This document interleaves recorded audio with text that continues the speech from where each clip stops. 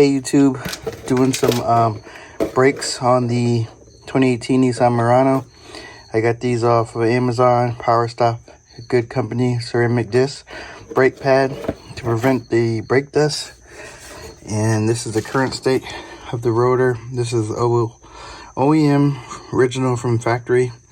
Got the car brand new, but now I need some brakes. I've been feeling a little vibration, so I figured I'd do brake pads and rotors. So I got the Powerstop package. Gonna take a look at the rotors now. We have the front rotor and the rear rotor. So I'm just gonna compare this what I have now.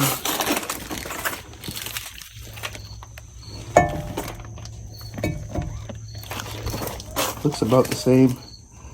So I'm gonna take it off. Let's get this going.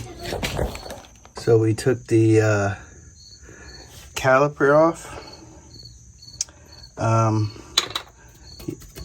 with the pistons, the part with the pistons, and now I gotta take the bracket. So I gotta compress this. I'm just using an old cord to mount it up, you know, hood rat stuff. But I'm gonna compress this with the C-clamp. Compress both pistons. Make sure you have this reservoir open, so it's not fighting back on you when you're compressing it, compressing the pistons. These are the old brake pads. They're not horrible, but the rotor is just rusted and it's feeling a little vibration at high speed stops. You know, like coming off the highway or something like that, or if you got to slow down fast on the highway. And I was like, you know what, I might as well just go ahead and change those. So I'm gonna pop these out, and the bracket back here, I believe this is a 21, and I might need a breaker bar because these are torqued down over 100 foot-pounds of torque. There's two of those come off. Then we're gonna take the rotor, so I'll get right back with you. So I was able to pop that with a breaker bar. Now I'm just doing it with a ratchet. So this is a 22 for the brackets.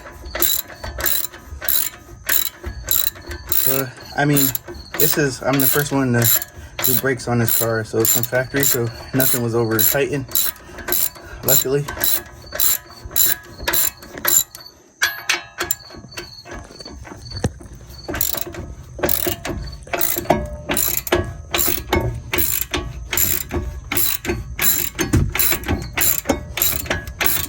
Okay, I'll get back with you. So got those compressed just with the C-clamp. You could do it with a big pliers too. Just make sure the reservoir is closed. I mean open, sorry. So I was able to get that bracket off. And now you just have to sort of hammer the rotor to get it off, because, you know, it's probably been rusted on there. So I'm just gonna grab a mallet or something and get that off. So now we got the old rotor off. This is what it looks like. I'm gonna just clean it up with a wire brush and some brake cleaner and throw these brakes, the rotors on, and reverse the process. Now we got the rotor on, nice and shiny. You want to spray it down with brake cleaner, get that coated of oil off, stuff like that. Okay, time for the caliper mount and caliper and brakes. Tighten up the bottom. Caliper mount bracket. I'll torque these down. So I learned from my mechanic friends, you know, you always want to check the parts before you put them in. You have to make sure they're the same size. You can match them up with the old part, but you can see that the top one is the old brake, bottom one is the new brake. Those pads were basically done on their way out. So it's a good call to make the change. And we should get less brake dust with this. So I'm gonna install those pads and get back with you. Okay, I have the new pads in. Now time to put the caliper in. The brake kit even Powerstop even came with their lube, so make sure you lube up each side of these outside of the brake brackets. Okay, I got each side done, but yeah, it came with like 4 packs of these, which is pretty cool. That look good, don't it? Actually shiny. They ain't 20s, but I keep them clean though. So this is the other side. Just got the rotors and brakes on. Time to do the rear. Nice shiny rotors. And that's what came off. And these pads are pretty much, they're, you know, ready for changing. Like I said, there was vibration and is that a chunk off of it? Nah, see, that's just how it is. But upgrade, Powerstop, better quality, better stopping power.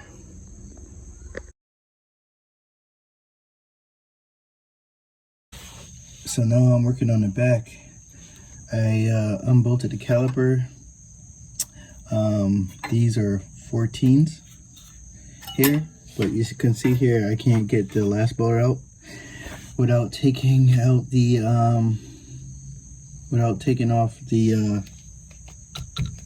caliper bracket. And this one down here, I'm having the same issue. I can't get a socket, so I had to pick up a 19.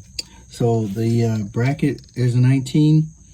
The caliper bolt is a 14, and it's a single piston. I already compressed it. I'm gonna do rotors and pads on the rear as well. So we got the rear off. I'm just gonna put this on, put the caliper up here to rest. Now time to pop the rotor off. Hopefully it'll come off as easy as the other sides. Okay, let's go. So we got the new rotor on. Now time to remount the bracket. So we put the new brackets on the caliper bracket, the new metal bracket it came with from Powerstop. These are the old ones, cruddy, and these are new. So now we have to install the brake pads. So you can see the difference in the brake pads. So this is the old brake pad, which still had a little bit of meat on it, and that's the new one, but there's a clear difference. You know, I figure I'm doing the front, so I'll do, you know, I'll do everything, you know, at once. But yeah, you could definitely see which one is higher. This one looks like it has more contact patch, like it doesn't have these 2 channels here. It just has 1 channel, which could be a good thing.